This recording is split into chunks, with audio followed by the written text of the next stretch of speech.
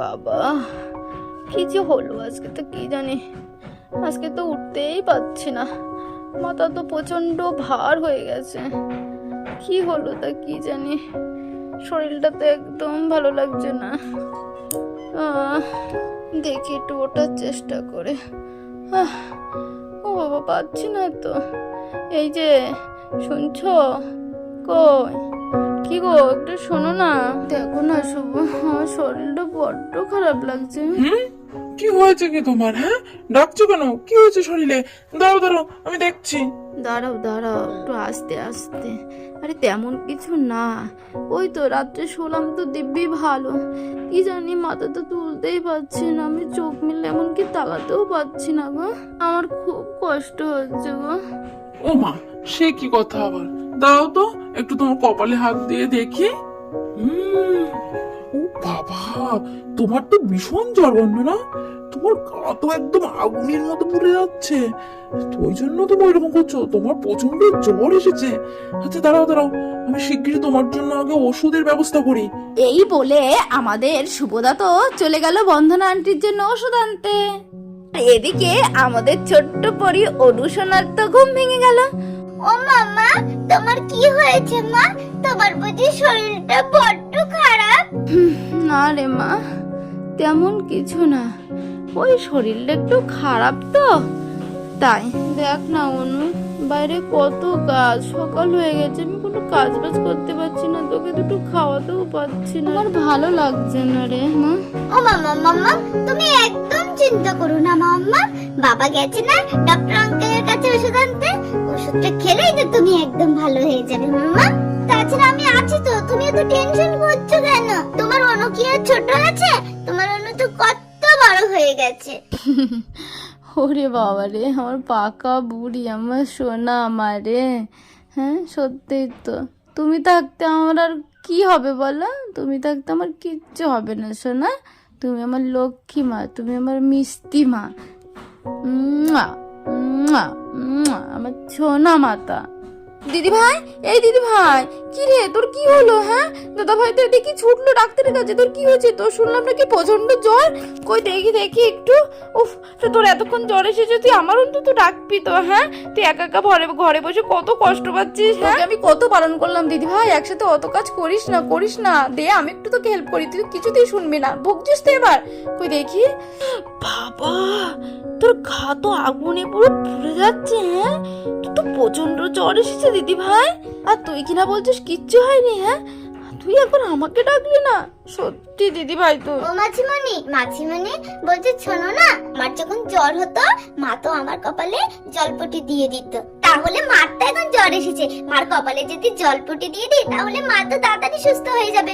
বলছো ও মাছিমণি একটু জল এনে দেবে গো, তাহলে মায়ের কপালে একটু জলপটিটা দিয়ে দিতাম। ও মা, তাই তো অনু, তুই তো ঠিক কথা বলেছিস, আমার তো মাথাতেই আসেনি। দেখছিস দিদি ভাই, দেখছিস, শুনতে পাচ্ছিস তোর মেয়ের কথা? হ্যাঁ বাবা, ওইটুকু মেয়ের মাথায় কত বুদ্ধি, তাহলে তুই চিন্তা কর, মায়ের প্রতি ওর কত ভালোবাসা, কত কেয়ার করে, দেখছিস তুই? হ্যাঁ রে অনুশোনা, দাঁড়া বাবা দাঁড়া, আমি এক্ষুনি জলপটি দেওয়ার ব্যবস্থা করছি, তুই একদম টেনশন করিস না।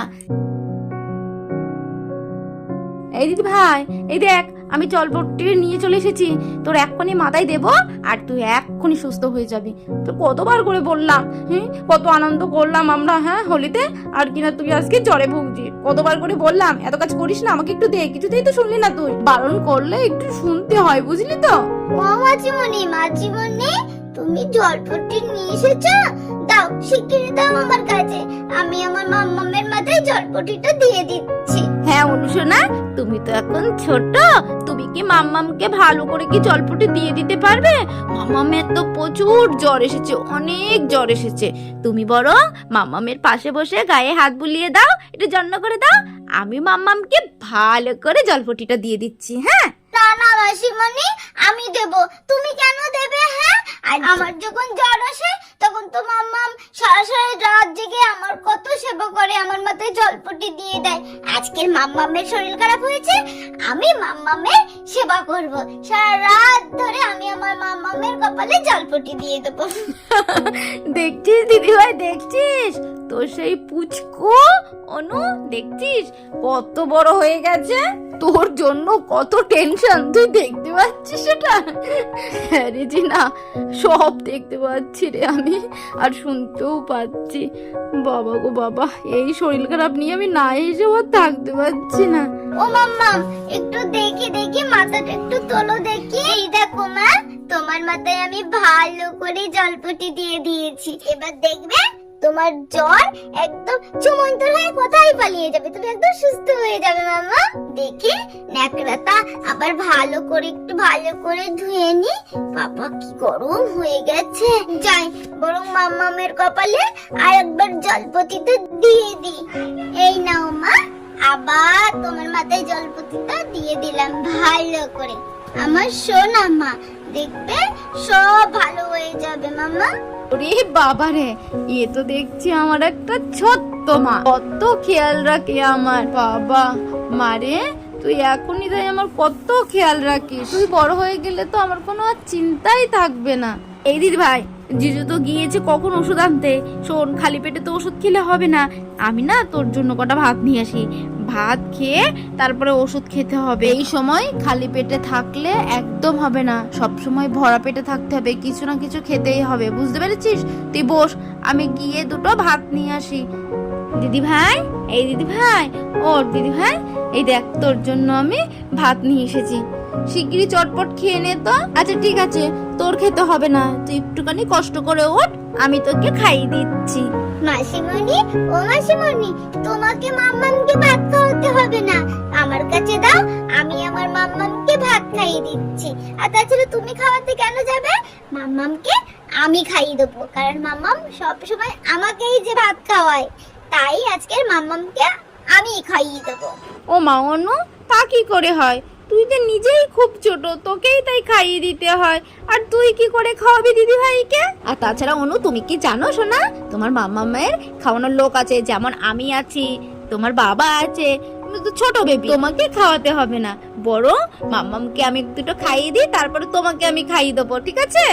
না না মাসিমণি, তুমি আমাকে দাও, আমি আর এখন ছোট নেই, আমি যে অনেক বড় হয়ে গেছি, আমি সব পারি, তুমি আমার কাছে দাও, আমি আমার মাম্মামকে খাইয়ে দেবো। মাম্মাম, মাসিমণিকে বলো না। হ্যাঁ রে জিডা, ছেড়ে দে ছেড়ে দে, ওর যখন শখ হয়েছে, ও আজকে আমাকে যখন বলছে খাইয়ে দেবে, তা দেখ, ও আজকে আমার না খাইয়ে ছাড়বে না, বুঝলি তো? হ্যাঁ মাম্মাম, তুমি একটুখানি কষ্ট করে উঠে বসো, তারপরে আমি তোমাকে সব ভাত খাইয়ে দেবো। কই দেখি, ও তো দেখি একটু।